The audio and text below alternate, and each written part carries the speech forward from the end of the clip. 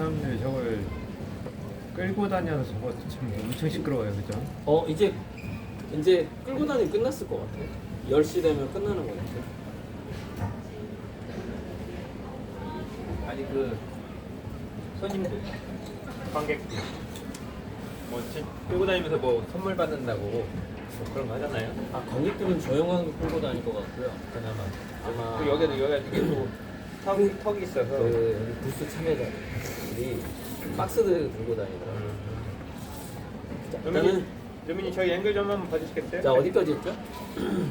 그래서 일단은 뭐 얘기하다가 화공기통 얘기하셨고 왜 그 시대로 흘러갈 수밖에 없는가. 그림 본위로 네. 네. 혹시 루미님, 화가님 쪽에서 다리가 어느 정도 잡혀요? 그리고 화가님 딱 조금 무릎까지. 무릎까지요? 네. 왜냐면은 화가님이 이제 뭐 하다 이제 다리를 딱 벌리셨는데 그게 너무 티가 안 나야 될 것 같아서. 안 나요? 네. 그 정도? 네, 이 정도는 티 안 나요. 네. 그 여기 약간 손 보여도 괜찮아요. 손? 어. 네. 이렇게. 됐어요? 네. 됐고. 가운데 된 거예요. 여기도 다 잘 들어오고.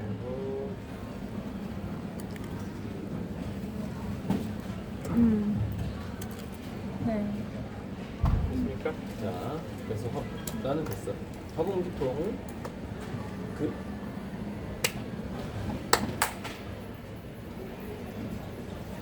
그러니까 지금 원래 질문을 해주시면 이어서 할게요. 네네. 그래서 아까 전에 이제 예술과 경제 선순환이랑 관련돼서 이제 약탈이랑 이런 거 얘기해 주셨고요. 그래서 기능성과 이제 그런 순환을 위해서 하는 것들. 그리고 생각보다 이제 예술에서 예술의 위치가 이미 상당히 많이 다가왔는데 우리가 그거를 느끼지 못했습니다. 뭐 이런 얘기를 하시죠. 이제 화봉계통은 왜 결국에 그 시대로 흘러갈 수밖에 없는가에 대해서도 얘기를 하셨다고. 하다가 이제 생각난다. 뭐가 생각나냐면 아까 질문에서 선본주의와 화분기통의 관계성, 연관성을 얘기하셨어요. 그쪽으로 넘어가야 되는데 네. 제가 그렇게 넘어가려고 했거든요. 했는데 방해를 받은 거예요. 네, 그러면은 진행해보도록 하겠습니다. 앞에서 화가님께서 화봉계통에 대해서 간략하게 설명을 해주신 것 같고요. 그런데 왜 그 시대로 아니면 그쪽으로 흘러갈 수밖에 없는가? 이것에 대해서 좀 이야기해 주시겠어요? 네, 그러니까 이렇게 되는 것 같아요. 로봇과 우리가 이제 보면은 전 세계 컬렉터들 뭐 100대 컬렉터 이렇게 해보면은 꼭 빠지지 않는 게 영화 배우, 기업가, 영화 배우, 정치인은 별로 없는 것 같더라고요. 100대 컬렉터인데 돈을 버는 사람들, 기업가들, 그다음에 인기 있는 사람들, 영화 배우 이렇게 있는데 이 두 부류가 여전히 인공지능 로봇 시대에 미래 사회의 경제적 강자들이래요. 그러니까 메리토크라시, 큐토크라시, 즉 아름다운 어떤 스타성을 가지고 있느냐의 문제. 그다음에 플랫폼을 가지고 있느냐. 그러니까 두 가지죠. 스타성을 가지고 있느냐, 플랫폼을 가지고 있느냐가 미래 사회에 여전히 이 사람들이 큰 부를 가질 수밖에 없는 거예요. 근데 그들이 대부분 컬렉터라는 거거든요. 아까 그 1%의 상류층들이 이미 수장고에 굉장히 많은 돈을 그림으로 축적해 두었다. 그리고 그들은 그것을 활용할 때가 오기를 기다리고 있다. 지금 현재. 단지 우리가 그걸 인식하지 못하고 있을 뿐이지. 그리고 그 시간이 정말 시한폭탄처럼 좀 비유가 안 좋은데 이게 그 시간이 다가오고 있다는 거죠. 점점점. 화공기통 시대.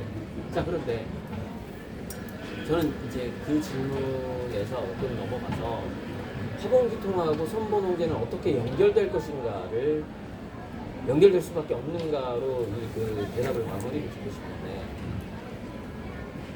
아까 금을 약탈하던 시대에 그 금을 약탈하던 사람, 금을 저장하고자 하는 사람들의 기본 마인드셋, 셋은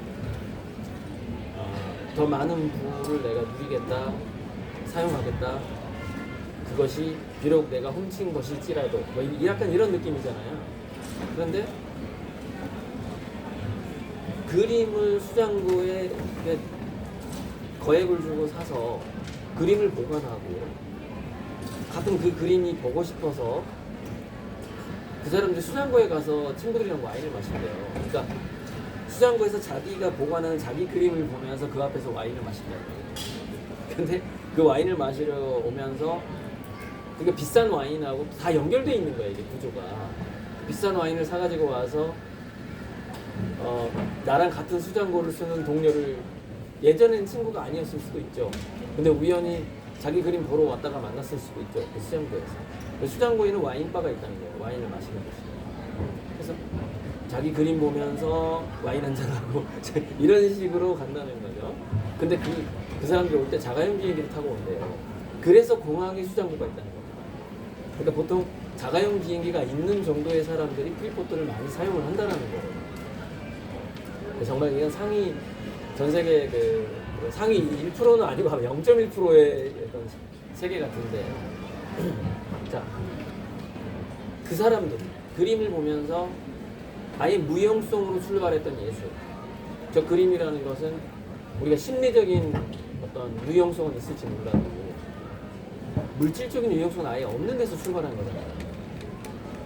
무용성에서 뭔가 아름답다, 나에게 감동을 준다 해서 자기가 컬렉팅을 시작해서 또 열심히 또 돈을 벌고 또 해서 컬렉팅을 하고 점점점 고가 미술품까지 접근을 했을 거라고 그 사람들이 그 그림을 활용해서 자본을 만들었을 때 과연 금을 약탈하던 사람들의 마인드셋과 같겠느냐는 것이죠. 그러니까 저는 그분들이 자기 그림이 수장고에 들어가 있는 고가의 미술품이 다시 선순환으로 현금화 토큰이 되었을 때 저는 그건 선본주의로 쓸 확률이 높다라고 봐요. 과거의 금본위 경제와 그림본위 경제는 기본적으로 그것을 향유하고 있는, 가지고 있는 소유자들의 마인드셋이 다르다. 즉 수준이 다르다고 봅니다. 그래서 제가 전에 유튜브에서 늘 아미고님들은 제 그림에 투자한 순간 1조 이상의 자산가이며 사실 예전에 교육 강의할 때도 그랬어요. 자녀 교육을 할 때 나는 엄청나게 1조 이상의 자산가인데 단지 우리 아이의 교육상 가난한 척 하고 있다 이렇게 생각을 해달라. 그 마인드가 교육의 가장 좋은 마인드다. 엄마 아빠가 헝그리 해버리면 기본적으로 정신적인 자존감이 헝그리 해버리면 그게 전수가 돼버리기 때문에 그럼 아이들이 날개를 펼칠 수가 없다. 하면 이카루스가 될 수 없다. 비전을 향해서 날아가는 아이가 되어야 하고 미래 사회는 그 비전을 향해서 날아가는 아이를 인공지능이 도와줄 텐데 인공지능이 도와줌에도 지금 상황 보세요. 교육계 계시니까 아시잖아요. 인공지능이 모든 답을 해줄 수 있으나 질문을 안 하는 거 아닙니까? 왜 질문을 안 해요? 호기심이 없어요. 날개를 펼치고자 하는 의욕이 없다고요. 왜 어디로 가고자 하는 목적지가 있어야 될 텐데 목적지를 상실한 교육이 되고 있다는 것이죠. 그리고 그런 교육이 되고 있다는 걸 전부터 계속 경고해 왔었고 인공지능 시대가 오면 질문이 권력이 되니까 우리 아이들이 정말 호기심을 잃어버리지 않는 그런 두뇌로 성장하도록 해야 된다. 정말 그 얘기를 정말 오랫동안 해왔던 거 아닙니까? 절대는 잘 아시다시피. 그래서 그 고가의 미술품을 자기 자산은 그 미술품에 고가의 미술품을 자기 자산을 축적시키는 사람들이 그것이 다시 돈을 활용하고 할 수 있게 됐을 때 저는 그들 중에 최소한 70%는 선본홍제의 마인드로 그 돈을 쓸 거라고 봅니다. 그래서 그림본이 화본기통의 세상과 선본홍제는 자연스럽게 연결되어 있다. 그렇게 보는 것입니다. 그때 이제 화가님께서 이제 그 메디치의 마인드도 그런 얘기를 하시잖아요, 그렇죠? 교육할 때도 그랬죠. 나는 뭐 세계적인 화가를 키우는 메디치가 있는 맞아, 사람이다. 맞아. 이렇게 아미고님들이 정말 이런 화가를 키우는 각각이 다 메디치가라고 생각을 해주세요. 이런 얘기 했었잖아요. 영상에 올라가 있어요. 그렇죠. 맞아요. 그리고 저는 정말로 그렇게 될 거라고 봅니다. 그렇게 될 거라고 믿고 있기 때문에 그런 얘기를 한 거예요. 그러면은 이제 내용이 세계적인 화가가 되기 위한 조건에 대해서랑 그 예술계의 W가 되기 위한 조건에 대해서 저번 영상에서는 그 아름다움에 대한 부분이랑 그렇게 이야기를 해주셨는데 아, 저번 영상에서는 이렇게 질문 드릴게요. 아 예. 네.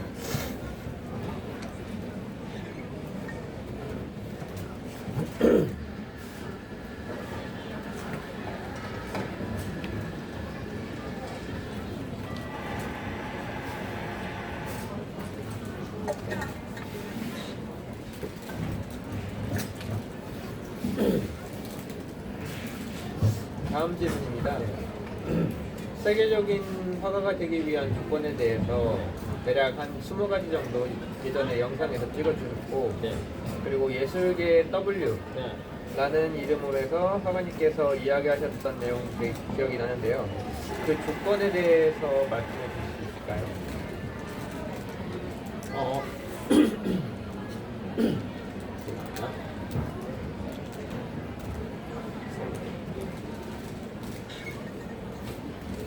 그러니까 예전에 그 시대가 아름다움에 대한 속도의 개념에서 아름다움을 추구하는 거, 아름다움과 스토리에 대해서 그때 간략하게 얘기해 주셨긴 해가지고.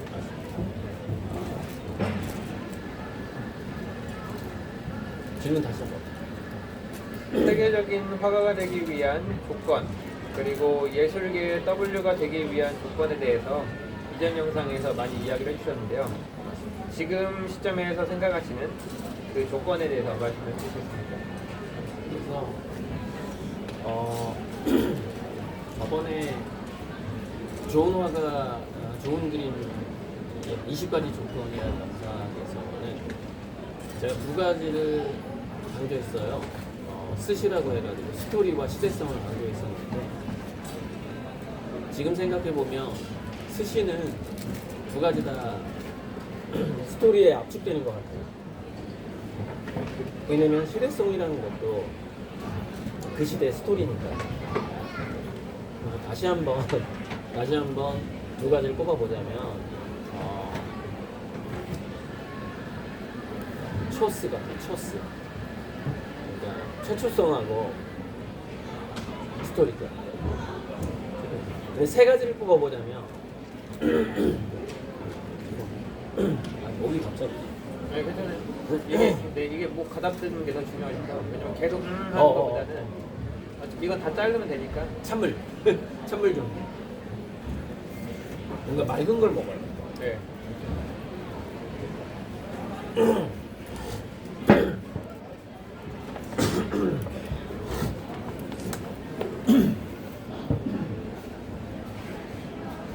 사람들이 많이 와서 사람들 바글바글해서 먼지가 막 일어나는 것 같아요.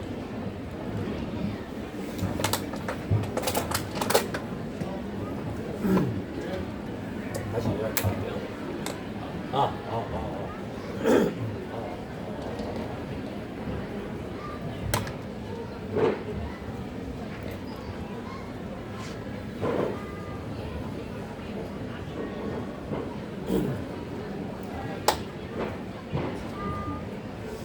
그때 그 영상에서는 제가 두 가지를 꼽자면 스시라 그래가지고 스토리와 시대성을 두 가지를 꼽았었는데 생각해보니까 시대성이라는 것은 그 시대의 스토리를 담는 거기 때문에 그냥 스토리로 압축이 되는 것 같고 세 가지로 꼽아야 될 것 같아요. 그러니까 뭐 굳이 압축을 하자면은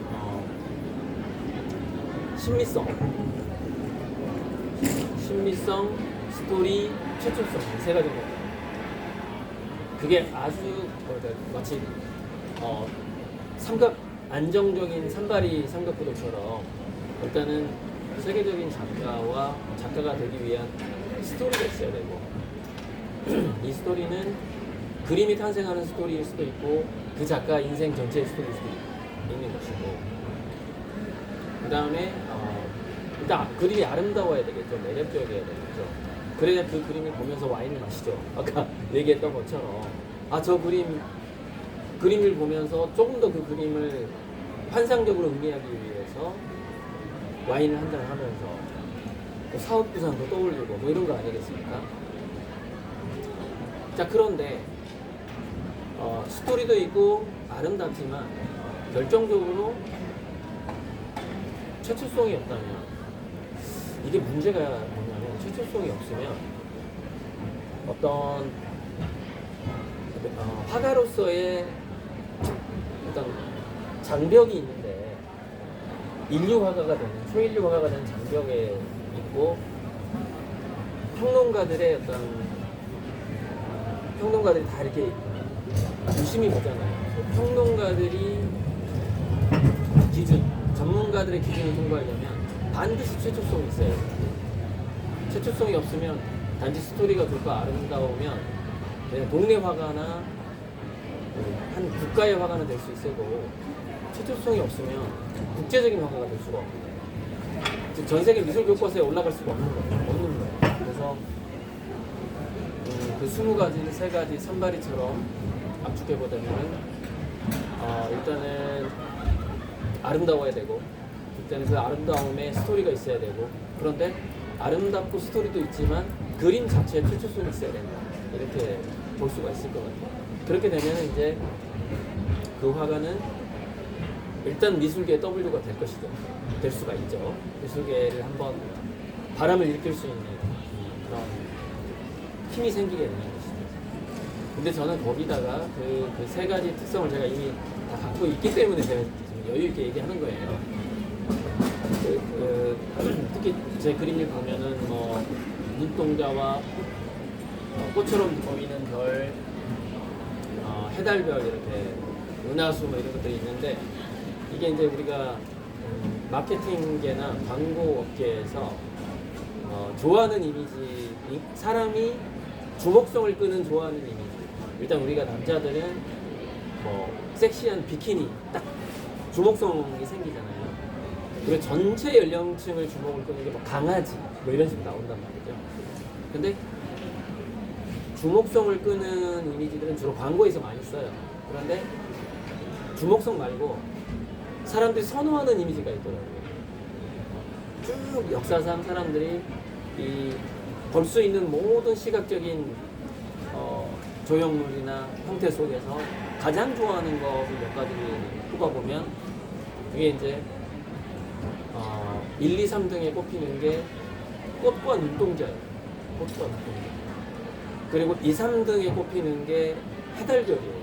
해달별. 압축해보자면 해는 별이니까 이렇게 되는 거예요. 눈동자, 꽃, 별, 달이에요. 이 4가지가 사람들이 가장 좋아하는 이미지라는 거예요. 그래서 저는 사람들이 좋아하는 이미지를 아름다워하는 이미지라고 볼 수 있겠죠. 사람들이 좋아하는 이미지를 아름답게 구성한 거죠. 제 그림. 그럼으로써 신비성이 굉장히 강하다라고 보고 또한 이제 제 그림은 우리 일본 국기 보면 태양이잖아요. 그 다음에 저기 이슬람 쪽 가면은 달하고 금성이에요. 그게 수중달하고 금성. 전 세계 국가의 그 국기에 대부분 해달별입니다. 해달별 심화가 많이 있고 거기 컬러가 있는 것들도 보면은 모카토금수의 색깔이에요. 오행성의 색깔들이 이렇게 프랑스 같은 거 보면 색깔로 이렇게 되어 있고 그 오행의 색깔들이 각각 상징하는 게 뭐 자유평등 박애 뭐 이런 거예요. 열정 이런 걸 상징을 하는 거예요. 좀 심리성으로 좀 많이 빠져들었는데 애초 질문이 뭐였죠 이게? 예, 세계적인 W였죠. W. 네, 그러니까 지금 신미성, 뭐 스토리를 간단하게 살짝 풀어주셔도 오케이. 돼요. 최초성 아까 전에 얘기해 주셨고. 최초성은 워낙에 제가 따로 특집으로 이렇게 얘기한 바가 있기 때문에 일단은 좀 생략을 하고 스토리라는 것은 이렇게 스토리가 어떤 스토리가 좋다라고 말하기가 참 어려운 부분이 있고 근데 단 이런 건 있어요. 예술에 있어서 스토리는 반드시 어떤 그 작가의 트라우마를 전제로 시작을 하거든요. 그 작가 개인의 트라우마를 얘기했는데 제가 아미구님들이랑 첫날 여기 오프닝 미술품 전시를 하고 나서 양꼬치집에서 대화를 나눌 때 나왔던 스토리에 대해서 나왔던 아주 결정적인 한마디. 트라우마는 디자인될 수 없다. 그러니까 그거는 타고나야 된다는 거예요. 뭔가 운명처럼 그 작가는 어느 갈등이 있는 지역의 어떤 시대에 어떤 갈등이 있는 집안에 태어나야 된다는 것이죠.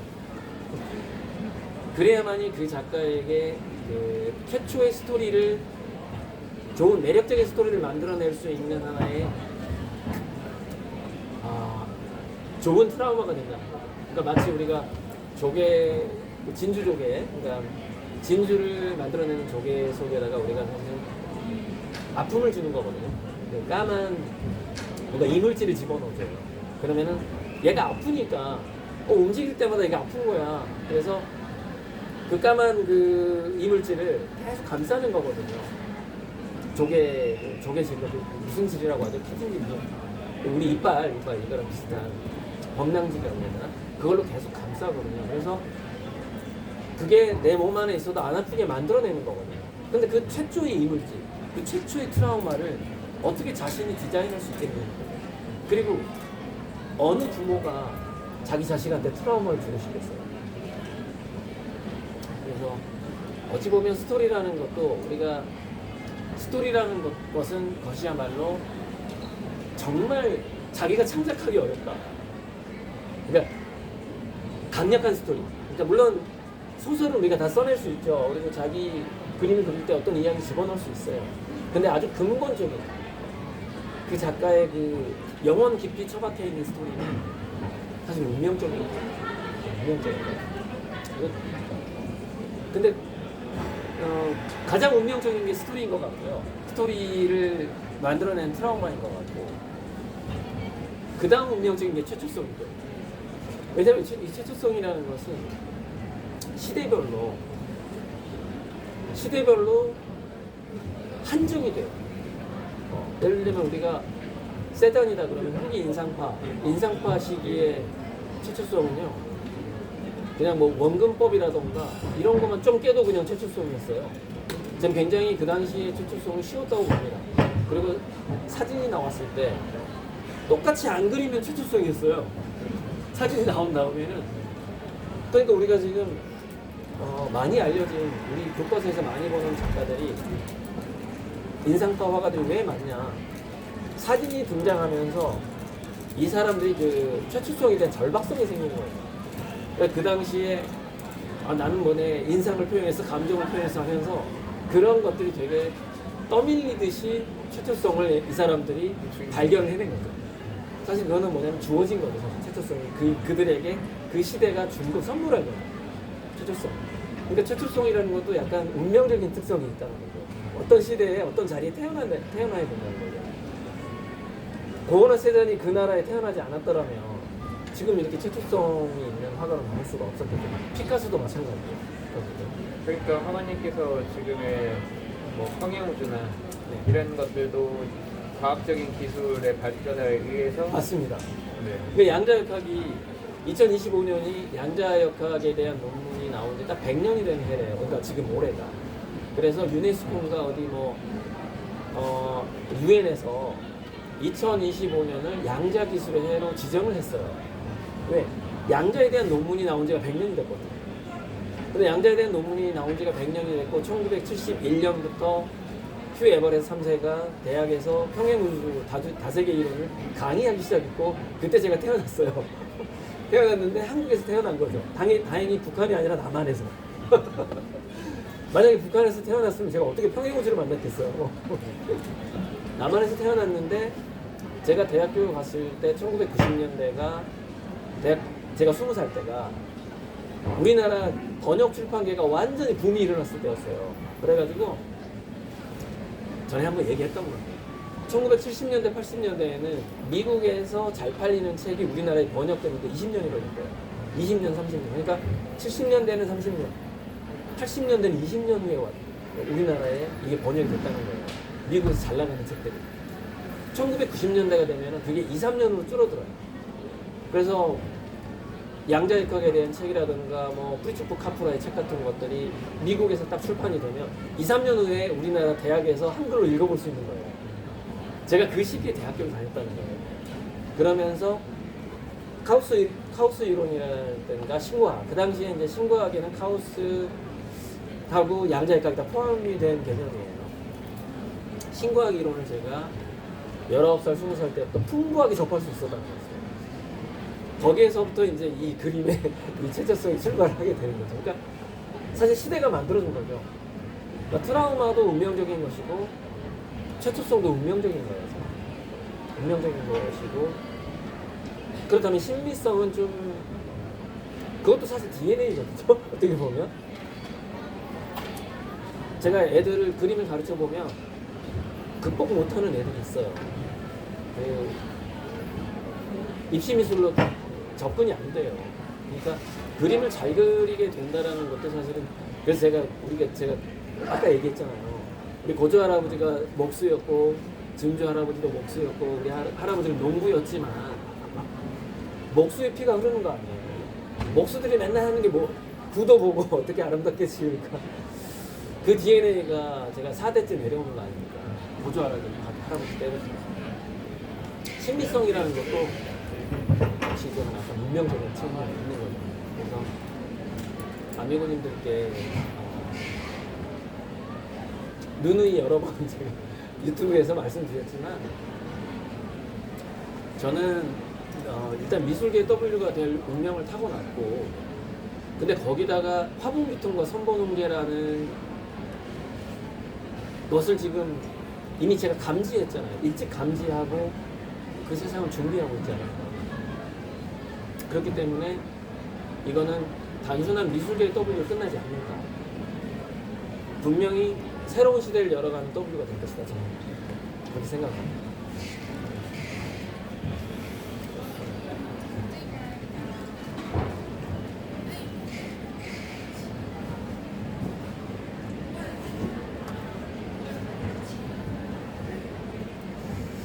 그 다음에는 이제 화가님이 유튜브에서 미래통화에 대한 전망에서 STO 그리고 뭐 이번에 2020 이거를 한꺼번에 같이 할게요. STO에 대해서 간단하게 설명을 하시고 그리고 이거를 시도하고 있다. 원래 그 두 개를 같이 할게요. 네. 화가님께서 보증서 하나 보여주면서 해볼게요. 아, 네, 그럴까요? 루미 보증서 하나만 주시겠어요? 약간 그게 좀 쌀 것 같아요. 네. 네? 네, 그걸로 주시겠어요? 찍힌 게 나을 것 같아요. 그리고 보여주실 때는 화가님, 네, 그걸로 보여주면 요쪽으로 보여주시면 돼요. 나중에 시간 꺼내서 이렇게. 아직 없어요. 아, 그래요? 스탬플러만 찍자. 네. 아니, 빨리 하나 하자. 빨리.